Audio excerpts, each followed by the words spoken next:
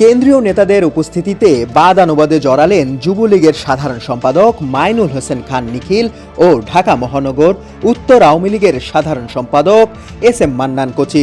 গেল বৃহস্পতিবার রাজধানীর তেজগাঁওয়ে ঢাকা জেলা আওয়ামী লীগ ভবনে দলের সমন্বয় বৈঠকে এই ঘটনা ঘটেছে। এ সময় দলের সাধারণ সম্পাদক ও সেতুমন্ত্রী ওবায়দুল কাদের সহ কেন্দ্রীয় নেতারা উপস্থিত ছিলেন।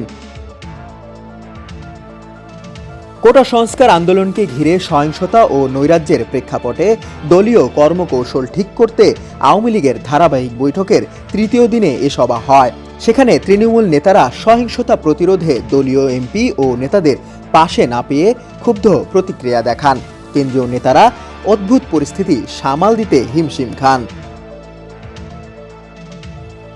উপস্থিত কয়েকজন নেতা সমকালকে জানান, এ পরিস্থিতিতে তড়িঘড়ি করে বৈঠক শেষ করার পর ওবায়দুল কাদের কেন্দ্রীয় ও মহানগরের নেতাদের নিয়ে নির্ধারিত কক্ষে বসেন। এ সময় ঢাকা 14 আসনের এমপি মাইনুল হোসেন খান নিখিল তার এলাকায় সন্ত্রাস সহিংসতা প্রতিরোধে দলের কোনো নেতাকে পাশে পাননি বলে অভিযোগ করেন।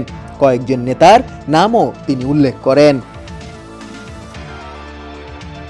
নিখিলের এই অভিযোগের প্রেক্ষিতে ঢাকা মহানগর উত্তরের সাধারণ সম্পাদক এস এম মান্নান কোচি জোরালো প্রতিবাদ জানালে দুই নেতার মধ্যে বাকবিতণ্ডা শুরু হয়। কোচি এক পর্যায়ে নিখিলকে বেয়াদব আখ্যা দিয়ে মাস্তানের মতো আচরণ না করার জন্য বলেন।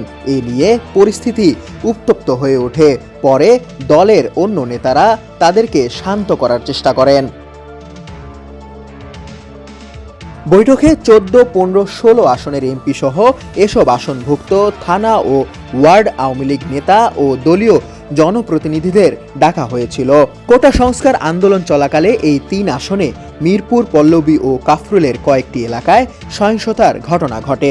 মেট্রো রেলের মিরপুর 10 ও কাজীপাড়া স্টেশনে ব্যাপক ভাঙচুর হয়েছে। বৈঠকে বক্তব্য দেওয়ার জন্য অন্তত 30 জন নেতার তালিকা করা হয়। তাদের মধ্যে 5 জন বক্তব্য দেওয়ার পরই ক্ষোভ বিক্ষোভের মুখে বৈঠকটি দ্রুত শেষ করতে হয়েছে বলে জানান নেতারা।